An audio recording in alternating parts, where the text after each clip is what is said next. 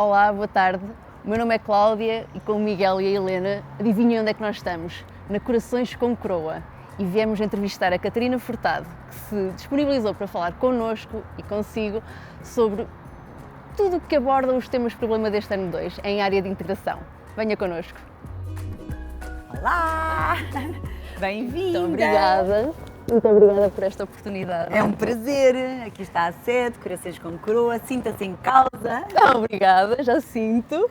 E muito obrigada por nos conceder esta oportunidade de conversarmos consigo sobre, ao fim e ao cabo, sobre temas que vão tão ao encontro do que faz, do que é, do que sente, talvez. Sim. E, portanto, algumas questões, pode ser? Claro que sim. Vamos Ok, a isso. então vamos Já lá. arregacei as mangas até. Então, arregaçou as mangas também para ir a Bilbao com o pai, verdade? É verdade! Foi uma das Arregacei, resoluções. mas logo a seguir, Cláudia pôs um grande casaco que estava muito frio. Mas Eu sim, segui. Foi uma das resoluções deste ano. Deste sim. ano, não é? Sim. Estar com os mais próximos e, portanto, aproveitar esses momentos individuais. Sim. Como é que era a Catarina adolescente? Fricções com os pais, com os avós, que sempre foram muito próximos? Quer dos avós paternos, quer os maternos. Sim, eu tive várias fases, portanto era muito tímida e, portanto, mais observadora, muito observadora e muito curiosa. Depois tive uma fase muito mais traquinas e muito mais rebelde, que essa manteve-se durante a adolescência e depois a fase adulta. A rebeldia está aí muito sempre, e a curiosidade também. O que eu sinto, Cláudia, é que, fazendo agora a comparação com os meus próprios adolescentes, que tenho dois, não é? A Beatriz e o João têm 17 e 16, o que eu sinto é que eu era uma adolescente, ou pelo menos a minha geração, que não teve nunca tanta preocupação da parte dos pais que têm hoje, não é? Porque havia muitos conceitos da saúde mental, enfim, ainda bem, não é? A evolução da pediatria, das questões todas que envolvem a parte neurológica dos adolescentes e, portanto, eu fui uma adolescente que pôde navegar em vários universos, não é? Porque o meu pai, sendo jornalista, trazia muita informação para casa e, portanto, trazia muito esta perspectiva de que o mundo não era apenas a nossa casa, antes pelo contrário. Sempre me foi dada, pelos exemplos do meu pai, a noção clara de que nós somos os outros e que, portanto, o mundo era muito mais vasto do que aquele enquadramento que eu tinha ali, familiar. E a minha mãe, através da diferença, porque como professora do ensino especial, mostrou-me sempre que na diferença estava a qualidade, o acrescente, não é? Pelo menos estava o complementar daquilo que nós éramos. Portanto, fui depois uma adolescente mais curiosa e mais ativa, deixei a parte envergonhada de lado e sempre fui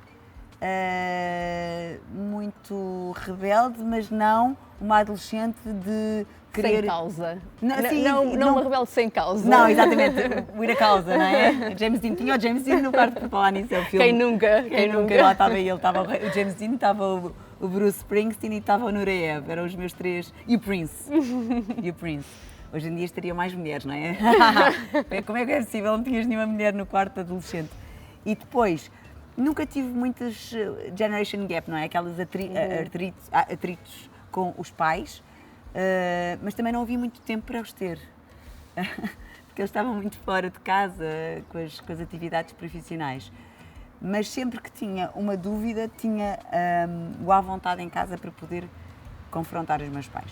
Os avós foram completamente, absolutamente, diria, determinantes para a minha formação, porque também aí tive a sorte de vir de duas educações muito diferentes. Minha avó, que me deixou marcas profundas, positivas na minha avaliação do mundo. Paterna, não sabia ler nem escrever e era uma mulher muito rígida em algumas coisas, mas depois muito aberta noutras, com muito mimo. A minha outra avó, Amélia, portanto a avó Lucinda e a avó Amélia, que tirou Belas Artes, portanto completamente um enquadramento socioeconómico muito e social muito diferente. Deu muita noção do bom gosto, ou o que é suposto ser o bom gosto, da educação, do saber estar em todo lado. Eu tanto estou bem no Palácio Real com o rei e com a princesa, como estou numa tabanca no meio da Guiné a comer com as mãos. Eu acho que aprendi isso, portanto fui uma adolescente muito sortuda. E a Maria Beatriz e o João Maria também são, até porque adolescer não é fácil. Só que Ou não. é? Não é nada fácil a crescer. E eu também não gosto. eu ainda estou a adolescer, é isso, não é, Cláudia? Está a ser também não difícil. gosto, tá? Está a ser muito difícil. Há uma coisa boa, não há borbulhas. Ou pelo menos a base Temos que funciona. ir sempre... Não Funciona há. melhor. No meu caso não há borbulhas. Há outras coisas, há rugas, mas não há borbulhas. Não, temos que sempre ver as coisas positivas de cada lado, não é? E portanto, no meu caso, o que é que eu sinto? Que eles já à partida nasceram numa casa da partida muito mais privilegiada do que a minha. Porque sempre fui de uma família normal, classe média, mas tudo era conquistado a custo, não é? Portanto, eu paguei a minha própria carta de condução, o meu primeiro ordenado foi aos 19. O que eu fiz com o meu ordenado, que é a pergunta que a Cláudia ia fazer, foi convidar os meus pais para jantar. Hoje em dia, no caso da minha casa, não por culpa deles, que eles estão bem educados, mas dadas as circunstâncias, eles têm mais privilégios à partida. No entanto, também não sei o que é que vai ser o futuro. Eu também tenho um fardo, carregar ser filha da Catarina. Isto vindo de uma professora, essa palavra é muito dura, fardo. Um fardo positivo, uma influência positiva. Existem fardos positivos? Talvez, só se não. for de palha para alimentar os animais, só esses, porque não, o fardo é uma coisa muito forte. Não, acho que não. Uma responsabilidade, talvez? Também não. Não é difícil ser filho da Catarina? Não, isso acho que deve ser, mas acho que fardo não pode ser, porque se eles começarem a pensar que é um fardo, então não estão a resolver nada, estão só a constatar que têm uma coisa diferente dos outros. Pode ser até potenciado, sejam eles ativos para isso. Difícil, sim, mas é o que é. Quer dizer, se eu fosse uma assassina, era bem pior.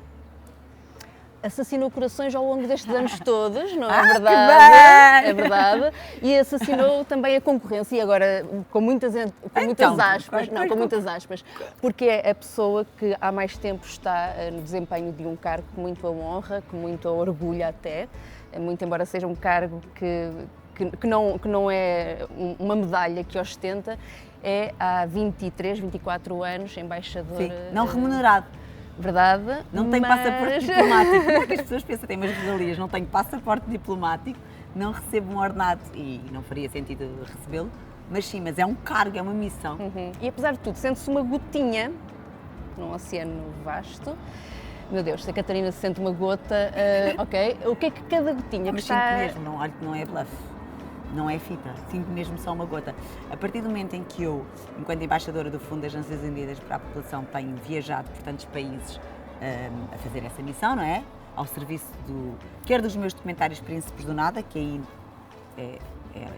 é o meu ativismo através da minha profissão de comunicadora e documentarista, quer através dos mandatos do NFPA, eu vejo tanta gente a fazer coisas tão extraordinárias que de facto eu não posso pensar em mim muito mais do que uma gota. Não posso, é mesmo sincero.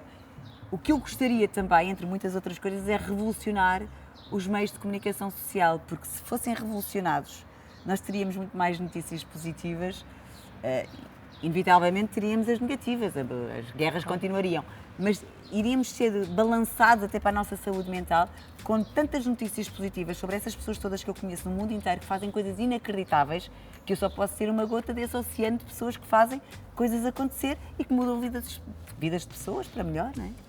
E o que é que cada gotinha que está na escola, sentada naquelas cadeiras a aprender a área de integração, aprender a ser, aprender a estar, o que é que cada gotinha pode fazer, deve fazer? Aprender a ser, Cláudia, que giro. Eu acho que já se é. E não podemos aprender a ser melhores, ainda melhores? Eu acho que nós podemos aprender, porque isso também é vasto, o que é ser melhor ou pior, é muito vasto. Eu acho que o que nós podemos aprender é viver de forma mais justa, mais empática, mais construtiva nesta humanidade partilhada. Isso sim, porque a pessoa já é, não é? A pessoa é e mais justa, mais empática também connosco. Sim, mesmo, necessariamente, não é? necessariamente, Mas mas vezes... isso eu acho que é o no dar e no receber que encontramos esse equilíbrio, sim. E a pergunta era da gotinha? Sim, o que é que cada um desses miúdos? Eles. Eles. Eles e elas. Eu acho que é tanto. É tanto. A humanidade nunca teve tantos jovens. Nunca. São cerca de 1,8 mil milhões de jovens no mundo inteiro. Nunca tivemos tantos, esta praga boa, não é? O fardo bom. O fardo bom. Exato, é uma praga boa. E uma grande responsabilidade também, porque também não Sim, é... eu acho que é muito difícil para eles viverem hoje em não é? dia. É muito fácil nós apontarmos o dedo e dizer vocês estão sempre embriagados com as redes sociais e nem olham olhos nos olhos das pessoas. É fácil apontar assim. Eu não sei o que é ser jovem hoje em dia. Nós estamos a dizer que somos adolescentes, mas na prática o que é permanentemente vermos à nossa frente um futuro onde não vão ter casa, onde não vão ter emprego, não sei o quê, onde têm que emigrar, ou um futuro que é permanentemente comparado nas redes sociais, porque eles nasceram com as redes sociais, elas mais gordas, mais magras, com o rabo empinado, com o rabo não empinado.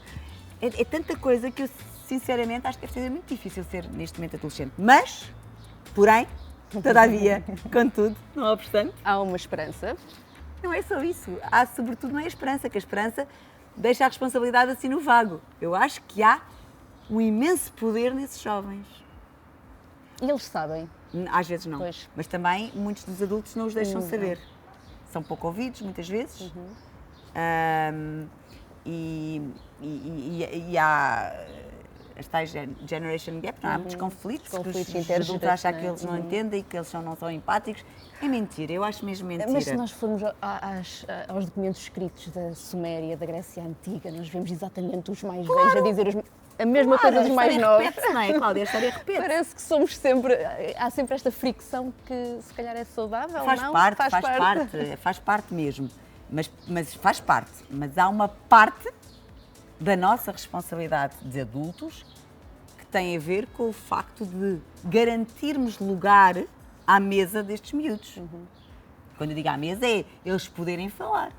Não, porque essas coisas fazem parte, mas quer dizer, se calhar o meu bisavô não me deixava ter uma opinião. A minha própria avó, à mesa, não deixava falar de... Lembro-me disto.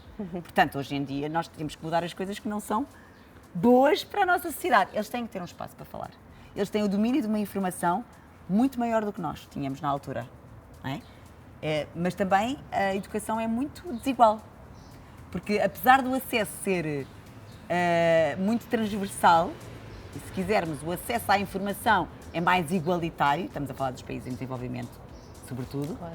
Na verdade, a desmistificação dessa informação, ou traduzir à letra essa informação, aí já não é para toda a gente, é para os miúdos que têm oportunidades, é para os miúdos que têm realmente oportunidades maiores, quer ao nível da sua própria educação formal, quer ao nível do seu próprio contexto familiar. Portanto, aí entramos outra vez nas desigualdades. Ter acesso à informação não quer dizer ser-se informado ou bem informado. E não quer dizer igualdade e oportunidades. Por isso, é preciso ouvi-los mais vezes, é preciso dar-lhes a garantia e o voto de confiança de que eles têm que também participar nas medidas, nas decisões, cada vez mais. E é isso mesmo, vocês têm muito poder. Poder para mudar. Queiram ser ouvidos e queiram também ser interessados nestas matérias, porque não vale a pena só dizer, eu sei. Não, então leiam, então investiguem. E aí, confrontem-se. Os jovens têm a capacidade de mobilizar que nós às vezes já temos mais preguiça. Eu não, porque devo ter caído não sei onde é que eu caí. Mas esta ideia de que fazem manifestações, são super necessárias as manifestações, assinam petições, vão esperar os ministros à porta, têm esta capacidade de mobilizar, que eu acho fundamental, não é? Já não sou a favor de irem pintar a Mona Lisa, pronto. Mas, isso já não sou. Mas faz parte da juventude ser-se excêntrico. Uma rebeldia, uma curiosidade. Há pouco falava sobre isso, não é? Também uma característica que utiliza muito, um adjetivo que utiliza muito para se definir, não é? Eu sou toda feita de curiosidade. Curiosidade. Tenho 2 maminhas, um pipi e curiosidade. Boa, boa. 2 maminhas, um pipi que é menstruado todos os meses e o monarca vai à escola. Oh, Cláudia, estou secando a tinta. Pronto. Sim, senhora. Fizeste uma boa passagem, obrigada. Foi boa. Ora, o monarca vai à escola. Melhor do que esta passagem, só mesmo. Este projeto é espetacular, é genial. Obrigada. A menarca vai à escola, que é como quem diz, a menstruação vai à escola, sim. Eu acho genial. Ainda é um tabu, não? Claro que é, senão nós não tínhamos esse projeto. Sim, é um tabu em Portugal. Sim, é um tabu, não é? Sim, de onde é que ele nasceu? E depois a questão da relação com a sustentabilidade, com a preocupação em utilizar nada que não seja descartável, exatamente, evitar o descartável. Sim, faço aqui a promoção de que as cuecas menstruais são extraordinárias. Extraordinárias as cuecas menstruais. Há umas com renda, outras sem renda. Eu sei. Os copos para quem. Pronto, mas sim, se tem uma pegada ambiental muito positiva, é que queremos. Porque é que ele existiu? Porque este projeto existiu. Eu há muitos anos que faço estes documentários sobre as questões todas da igualdade de género nos países em desenvolvimento. E uma das causas maiores do abandono escolar e do casamento precoce e da gravidez adolescente é exatamente a questão da menstruação. A partir do momento em que uma menina, em muitos países, muitos mais do que nós possamos pensar, e alguns que falam português, a partir do momento em que a menina tem a menstruação, ela está preparada para a sociedade para que possa casar e pode já ter filhos. E estamos a falar de meninas com 11 anos. Não é? Há raparigas que têm a menstruação aos 11 e ela vai imediatamente para casar. Tem um casamento precoce, tem múltiplas questões relacionadas com a sua saúde, porque infecções várias, muitas das vezes tem como consequência a sua própria morte ou a impossibilidade de ter filhos. Pronto, são terríveis, só porque é menstruada, só porque não nasceu como um homem. Portanto, é menstruada, significa que pode casar, pode servir o homem. Isto estamos a falar, parece na pré-história. Não, é agora mesmo estão meninas a casar com 11 e 12 anos, agora enquanto nós estamos a conversar. Nos países desenvolvidos, a menstruação também é um tabu. Assim como a desigualdade de género também é um tabu. Nós é que achamos que está tudo muito evoluído. Portanto, o que é que acontece? A pobreza menstrual. Há muitas raparigas que no nosso país, a partir do momento em que têm menstruação, não vão à escola, não é? Têm muita falta de recursos financeiros para a sua higiene menstrual. Há um tabu gigante e são gozadas e não falam quer com os pais, quer com os parceiros, com os amigos. Portanto, temos que desconstruir. É um sangue positivo, não é um sangue da violência. Não é um sangue fruto de um murro, de uma violação. É um sangue fruto da vida. Então nós achamos que, juntamente com o movimento Todas Merecemos, que é um movimento muito, muito interessante, onde está a Joana Seixas, a atriz, e a Isabela Abreu, também atriz, que se juntaram, formalizámos esta parceria gigante entre a Todas Merecemos, que é apenas um movimento, e implementámos este projeto na nossa sede, que tem ido a muitas escolas falar sobre a monarca. Muito obrigada. Nada. Olá, Miguel! Olá. Muito prazer. Muito prazer. Professor de Filosofia. Professor de Filosofia, é verdade. Eu sei que a Catarina Uma gosta ótima de filosofia. disciplina. Certo. Eu queria começar aqui a nossa conversa, as nossas perguntas, com uma entrevista que a Catarina deu ao público em 2019. Uma história que nos marcou um bocadinho, com professores também, em que foi um centro educativo, e eu vou citar aqui a Catarina, e havia lá um jovem de 18 anos, que era repetente, que se sentou na primeira fila, de óculos escuros e boné, com um ar de que, quem diz, e agora vou apanhar aqui uma grande seca, e a Catarina começou a contar uma história, e nas suas palavras comecei a contar uma história de um menino de Moçambique, e de outro do Norte, que me disse que estava muito longe de Lisboa e que por isso nem valia a pena ter sonhos, ou não ia ter sonhos. Isso é profundamente triste, como é óbvio. E a primeira pergunta que eu queria fazer era, primeiro, esta história mostra bem até que ponto é que nós temos assimetrias regionais, socioeconómicas, incríveis. E não é incrível como nós vivemos num país tão pequenino e, apesar de ser um país tão pequeno, temos tantas assimetrias. Até que ponto é que isso é surpreendente num país tão pequeno termos tantas assimetrias, tantas desigualdades? Acho é muito estranho que isso aconteça num país que era facilmente arrumável, não é? Como nós fazemos com o nosso Lego. Isso só tem a ver com alguma falta de estratégia sustentável de medidas políticas que possam fazer derrubar essas fronteiras que elas existem de cidade para cidade, quase, não é? Portanto, acho que houve necessariamente uma falta de vontade política para nos tornar mais transversais no acesso às oportunidades e às escolhas também. E depois, também sinto que há uma responsabilidade acrescida das cidades maiores.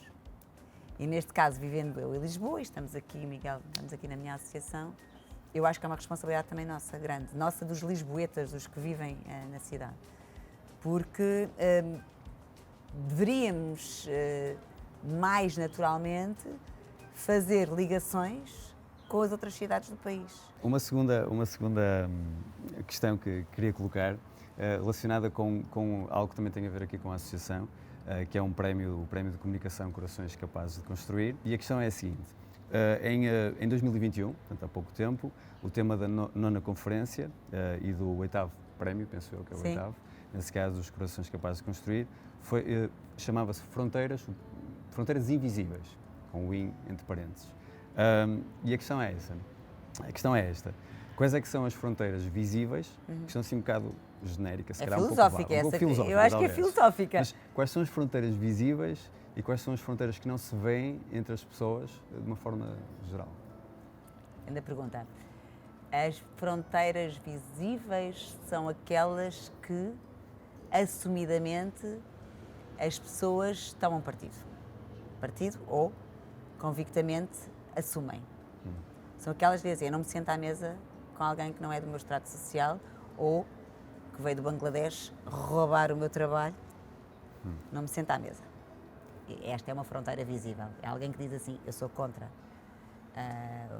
nós acolhermos imigrantes que venham a fugir de qualquer coisa que nós temos, fogem da guerra e nós temos a paz para lhes dar, ou de condições miseráveis. Eu não sou a favor disso. Portanto, esta é uma fronteira e há pessoas que têm o descaramento, quanto a mim, de dizer isto. São fronteiras visíveis em formato de pessoas.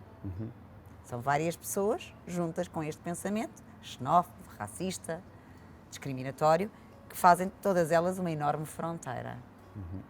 Que é uma fronteira que tem muito poder, porque ela vai agregando mais pessoas com esta mentalidade. E às vezes há pessoas que não têm nenhum pensamento e que o facto de não sei quantas pessoas terem esse pensamento, a pessoa adota esse pensamento que é mais fácil. Certo, o efeito de grupo. Faz o efeito de grupo da claque do futebol, não é? É mais fácil, nem sequer se questionam. Então, e se eu fosse esse refugiado, ou se eu fosse esse imigrante, ou se eu fosse dessa cor? Não há nem pensamento crítico, nem empatia. Nem empatia. Há aquela coisa que é uma necessidade humana de pertencer a um grupo. Então, passa a ser uma fronteira visível. A outra, eu diria, e isto é um bocadinho a pensar em voz alta, Miguel, não é nada que tenha, mas a invisível eu acho que quase que podia ser um sinónimo de hipocrisia. Porque acho que são aquelas fronteiras que não se vêem, lá está, por isso são invisíveis, mas que têm um efeito nocivo na sociedade, mas que não é visível. São os undercovers, não é? Os escondidinhos. O que é que a Catarina aprendeu depois de cruzar tantas fronteiras e de cooperar com tantas pessoas? Parte da aprendizagem se calhar é essa, há muros que se calhar são um pouco altos, mas apesar desse otimismo de base, o que é que eu aprendi? Que é que o seu coração?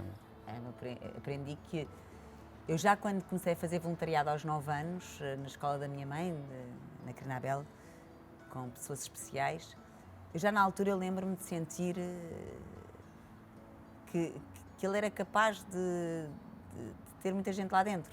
Eu lembro-me de estar a falar com uma professora e dizer, é que eu sinto vontade, eu lembro tão bem disto, agora nunca contei isto, mas lembro tão bem de estar a falar com uma professora e dizer, é que eu sinto vontade de conhecer muita gente. E a professora dizer, tá bem, és sociável, és uma pessoa que gosta de conversar. Não é bem isso, professora, não é bem isso. E eu agora sei o que é. É esta insaciável vontade de perceber que as pessoas não são realmente todas iguais. Têm todos os mesmos direitos à nascença, mas não são todas iguais. E é nessas diferenças que nós podemos ganhar imensa maturidade, imensa experiência de vida que nos faz sentir plenos. Ok. Uma última pergunta. Ah, é? Uma última. Das suas resoluções para 2024, sim, alguma delas tem a ver com a esfera profissional? Se é que pode partilhar ou quer partilhar connosco? Posso partilhar que sim e não digo mais nada. Ok. Agradecemos. Obrigada, Miguel. Olá, Helena. Olá, Catarina. Obrigada por nos receber. Obrigada eu, e tem um nome muito bonito. A minha mãe também era professora e também se chama Helena.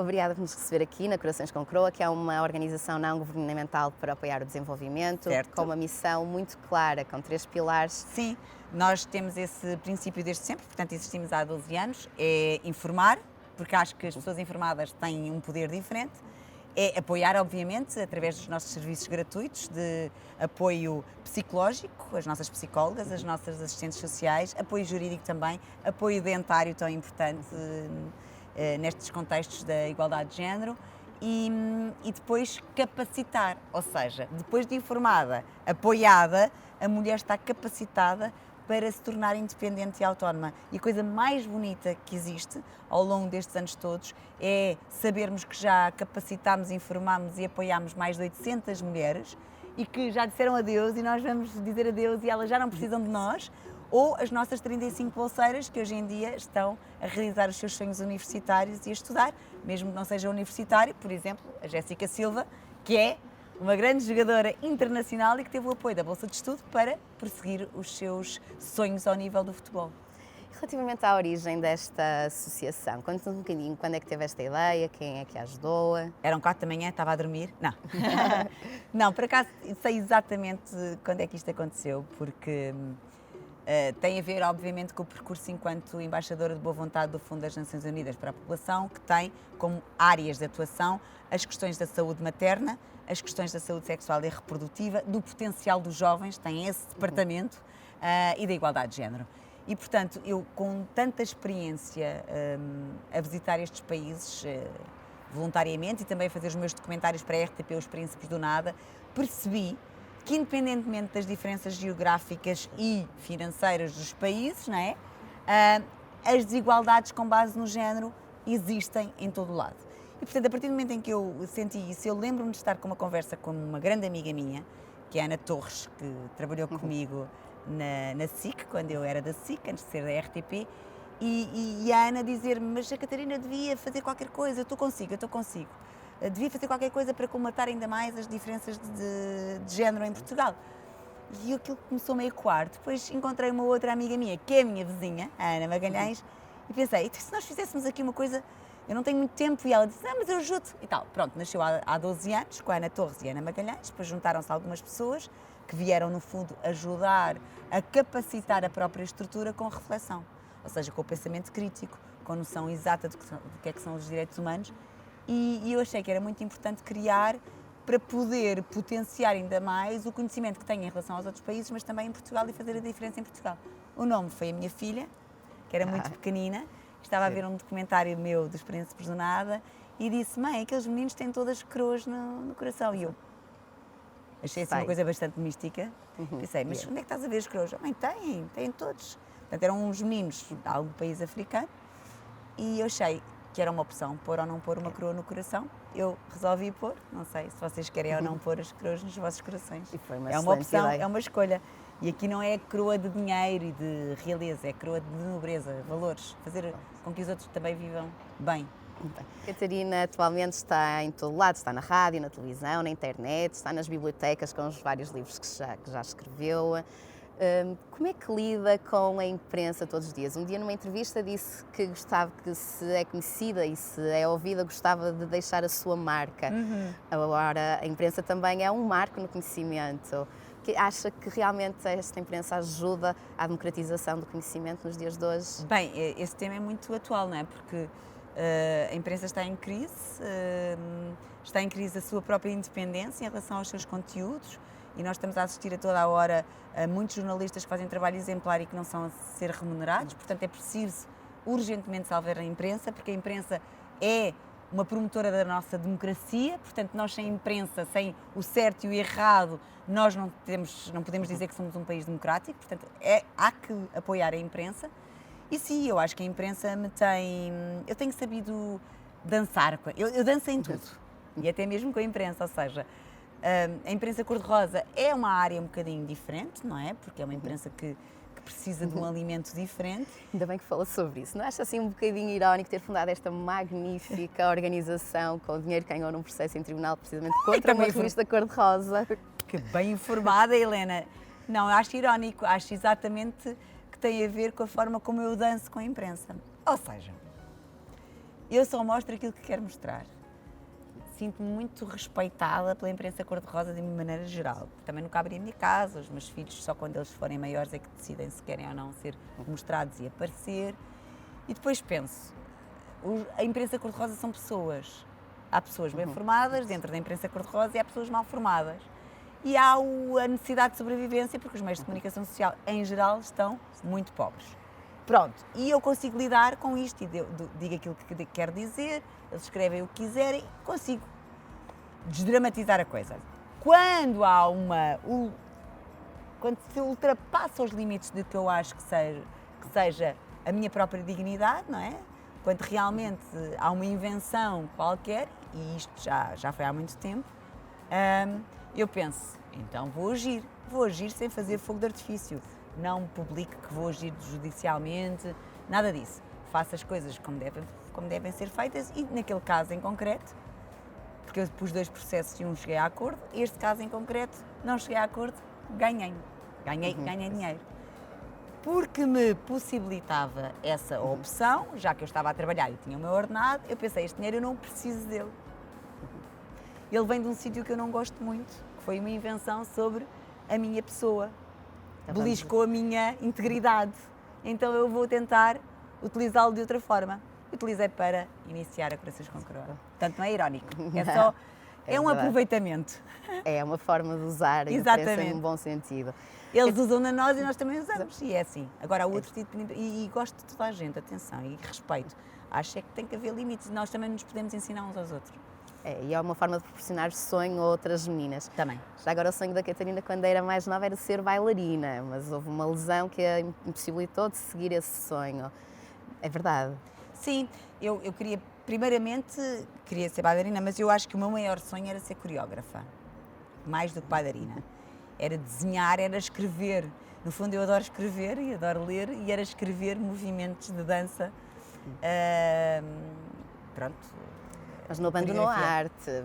Não, mas tive uma lesão e uma das coisas que eu mais gostava de dizer a quem nos está a ver, quer professores, quer jovens alunos e alunas, que eu gostava mesmo de lhes dizer é que o meu maior sonho eu não o concretizei.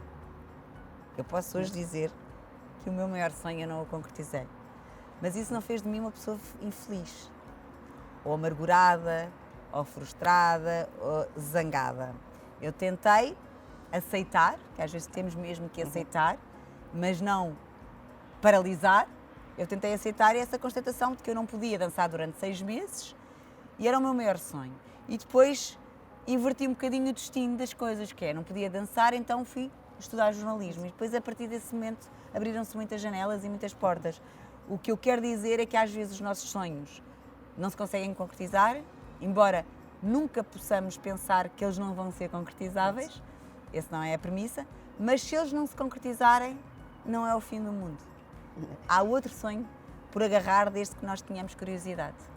E há outras artes, e a Catarina aproveitou a arte da representação, a arte de transpor os ecrãs para chegar às nossas casas através dos vários programas onde participa.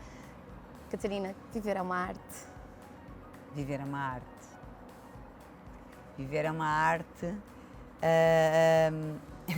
Muito gira essa pergunta. Viver é um privilégio. Sim. Viver custa.